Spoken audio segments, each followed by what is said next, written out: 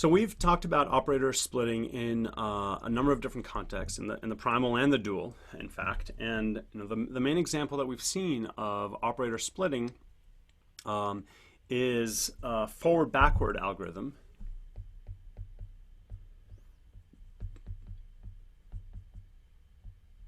which is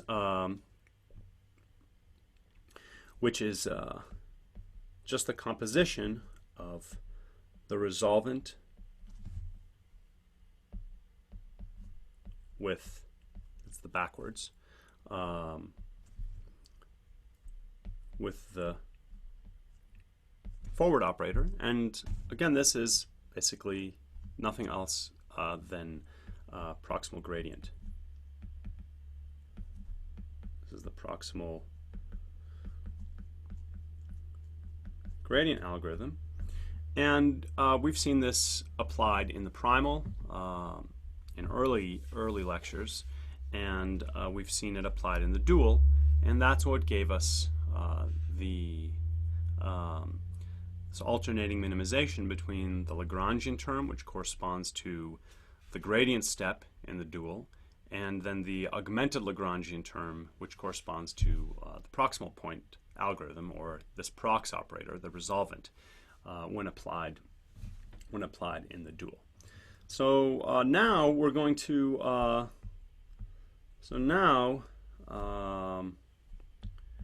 we will apply Douglas-Ratchford, which again is just the operator 1/2 of identity plus CG composed with CF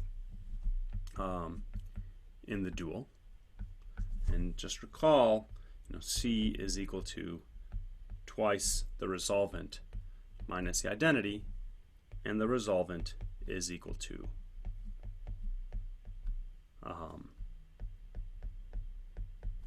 for the case where F is my relation, but to not write it in that generality here, F is just the subdifferential of whatever function is we're looking at.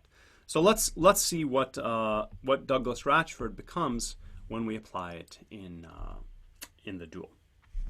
So let's start by recalling one of the canonical problems that has been a motivation for us throughout. Minimize decoupled functions subject to linear equality constraints that couple my problem. Minimize f1 of x1 plus f2 of x2 subject to a1 x1 plus a2 x2 equals b. The dual is maximize minus f1 star of minus a1 transpose z minus f2 star of minus a2 transpose z minus b transpose z. Again, I hope that this is now straightforward for everyone to compute this. And again, just in terms of reviewing the flow of what we've done, I'll just write this recall or slash exercise for you. If both f1 and f2 are strongly convex, then we use dual gradient ascent, and this amounts to solving separable, not augmented, just ordinary Lagrangian functions. What do we do if only f1 is strongly convex? Well, then if f2 has an easy prox, this is a candidate for dual prox grad.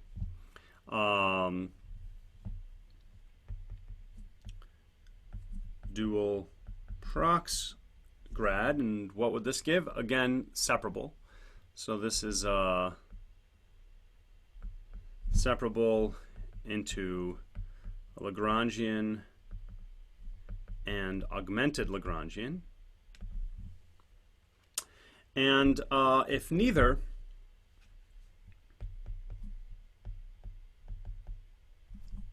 F1 nor F2 are strongly convex, then so far what we've seen is we could use proximal point algorithm in the dual, which is solving a augmented Lagrangian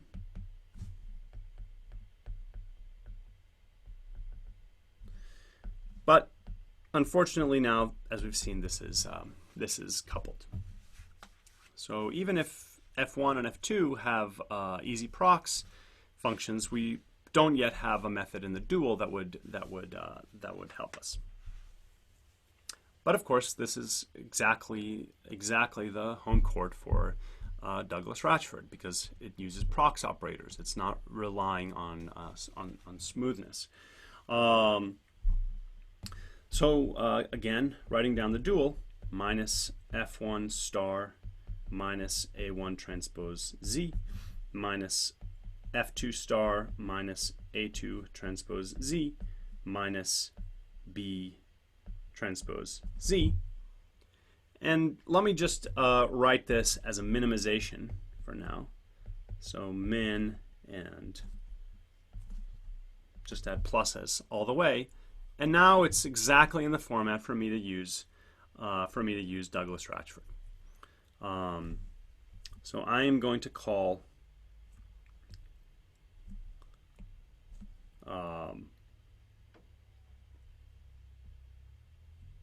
this my function f, and this my function g. Again, the choice doesn't matter at all. The linear term is not important.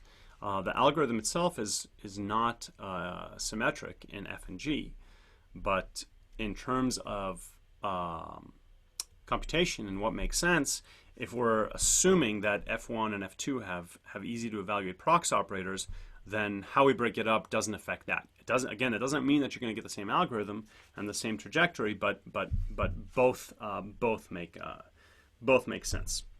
So now let's write down what our updates are. So again, just copying what we had in the very first slide of one of the formulations for Douglas-Ratchford. We've got let's write down the three steps is A, B, and C. So A tells me to update U. UK plus 1 is equal to prox lambda G of, and now instead of using X, because I just want to keep track of the fact that I have a dual variable Z, I'm going to be using Z. But all I've done, if you look at the three steps of the reformulation, wherever I have U and W, those in a way were my auxiliary variables, and Z has replaced wherever I was writing X. But other than that, I'm exactly writing down what the DR is. Used to be XK, this is now ZK plus WK. ZK plus 1 is equal to prox lambda F of UK plus 1 minus WK. And then WK plus 1 is again now just a simple combination of the two previous updates that used prox G and prox F. It's WK plus ZK plus 1 minus UK plus 1. Now let's look individually and see what these steps are. We could stop here, but I want to see exactly what Douglas-Ratchford looks like, and we're essentially deriving ADMM. So let's look at these steps again. Okay, so A, UK plus 1 is equal to prox lambda G.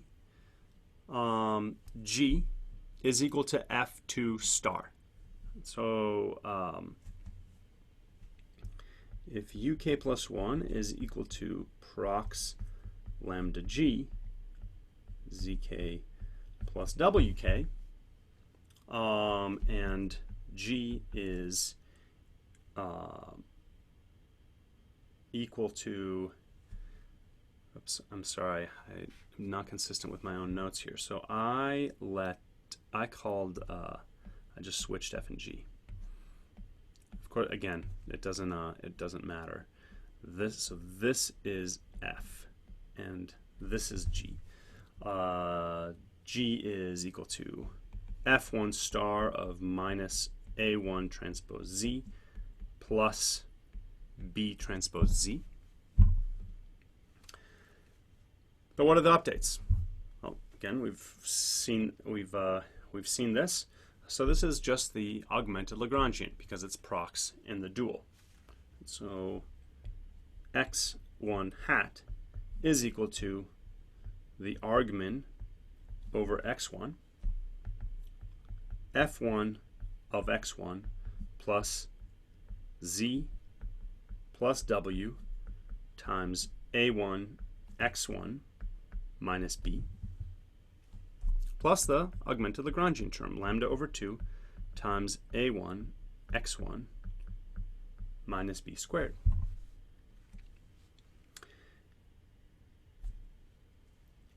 And therefore, uk plus 1 is equal to, I guess I should have zk throughout here, is equal to zk plus wk plus lambda times a1 x1 hat minus b.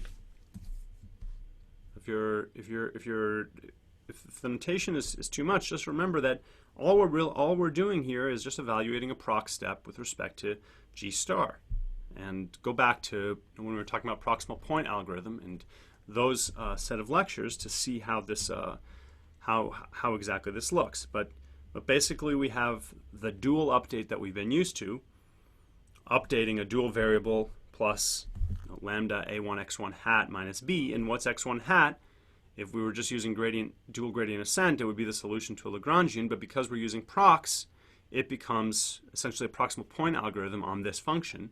It becomes the solution. X1 hat is not the solution to a Lagrangian, but an augmented Lagrangian. All right, so this is the update. This is A. And similarly, B from above will be, again, another prox. F is equal to F2 star. So again, we should expect solving an augmented Lagrangian. X2 hat is equal to the argmin of F2 of x2 plus zk transpose A2 x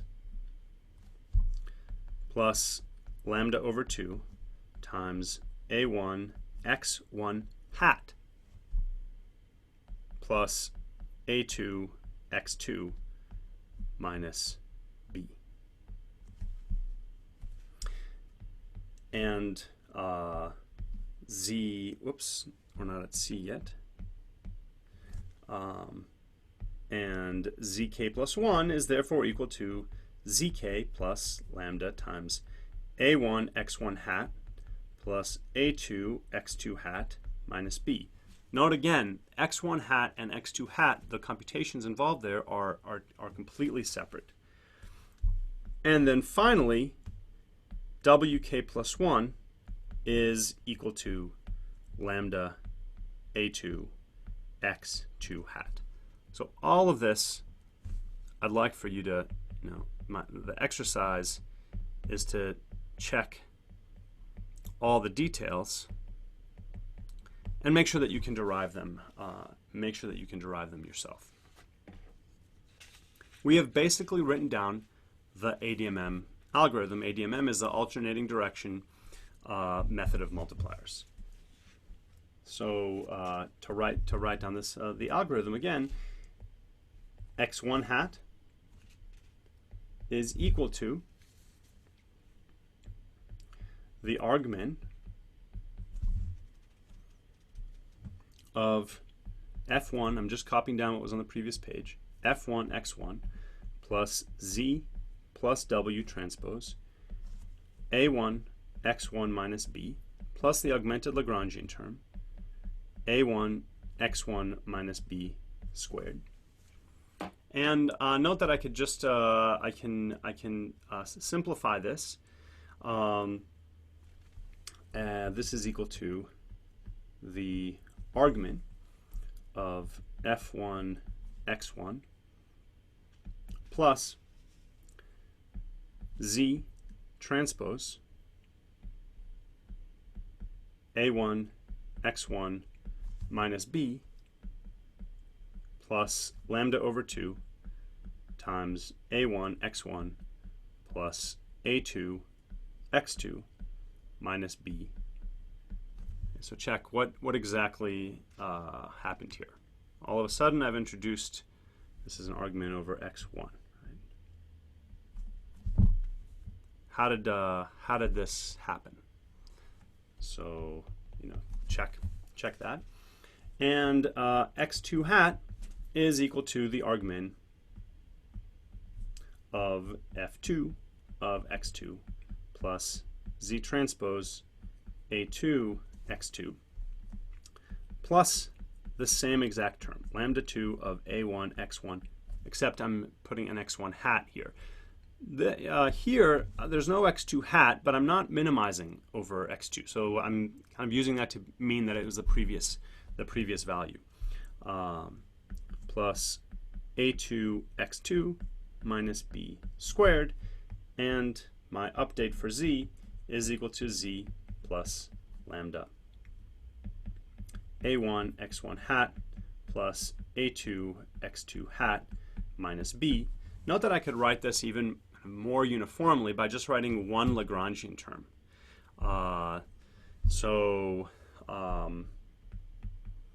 Note, or just check this yourself, I could write one augmented Lagrangian function, L of x1, x2, and z, which is equal to f1 of x1 plus f2 of x2 plus z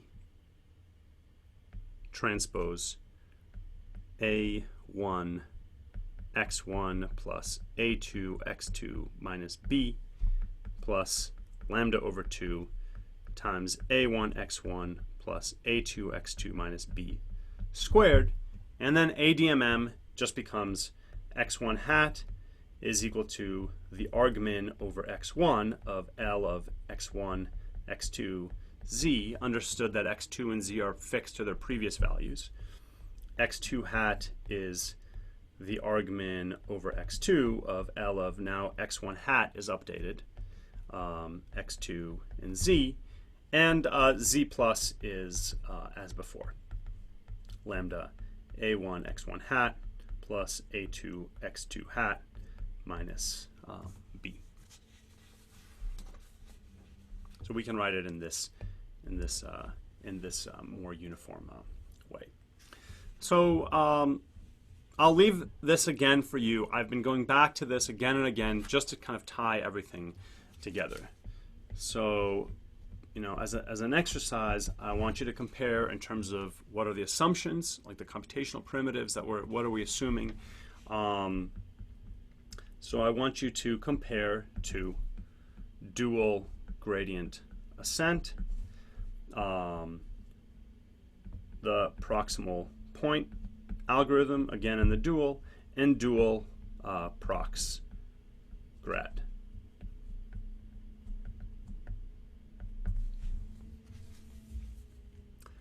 All right, let's wrap this up by looking at one more example.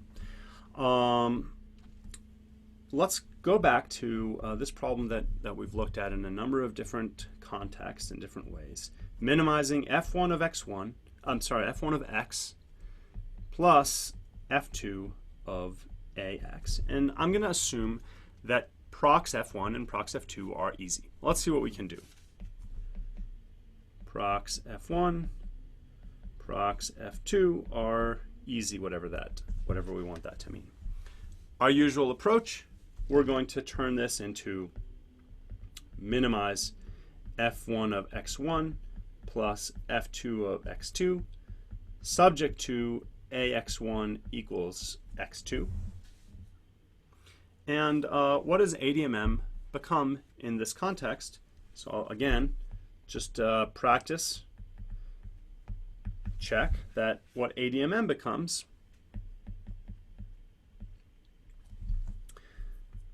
x1 hat is equal to the argument over x1 of f1 of x1 plus f2 of x2 plus basically what I wrote down on the previous slide, lambda over 2 times ax1 minus x2 plus z over lambda squared. x2 hat equals argmin, I should just copy this, f1 of x1 hat plus f2 of x2 plus lambda over 2. You might ask yourself, where did all those cross terms go? Just make sure you're comfortable with those details. ax1 hat minus x2 plus z over lambda squared, and zt plus 1 is the usual update. Okay, so my main question here, the reason for writing this is that we might not be perfectly happy with this. And so you'll note that looking back here, we did ADMM, but actually we ran into problems. So this is easy. Why do I say it's easy? Because it is exactly, because I assumed that evaluating prox f2 is easy. But x1, this computation may not be easy. It's not evaluating prox f1. So I'd like for you to understand this. Why might this be hard? When I say hard, again, all I mean is harder than evaluating prox f1. I don't mean hard. Everything in sight is convex. I'm going to leave that and just finally wrap up by talking about how we could address this by adding an extra splitting variable. So I'm going to write this now as minimize f1 of x3 plus f2 of x2 subject to x3 equaling x1 and x2 equaling ax1. Or another way to write this is ai times x1 is equal to x2, x3. So in this entire lecture and in the previous one, we've been taking advantage of these subspace constraints and writing it in this way.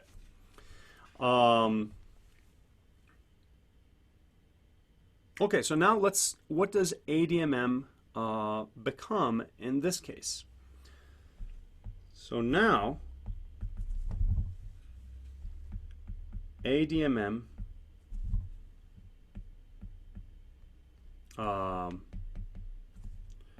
requires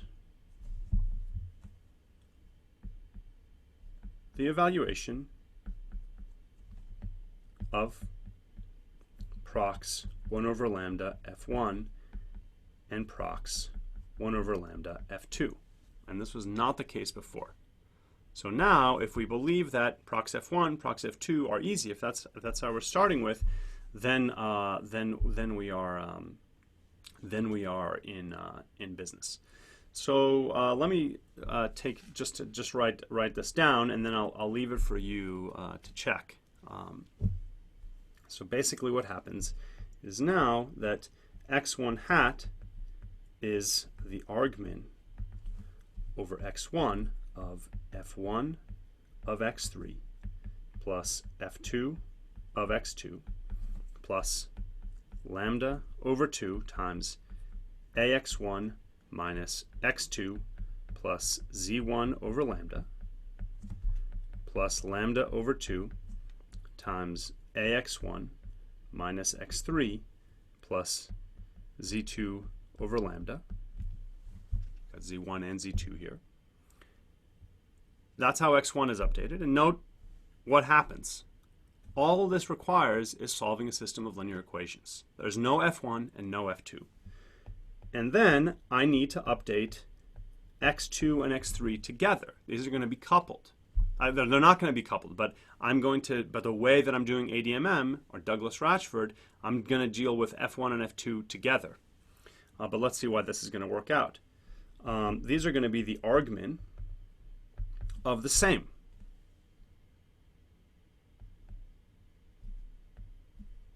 Of this.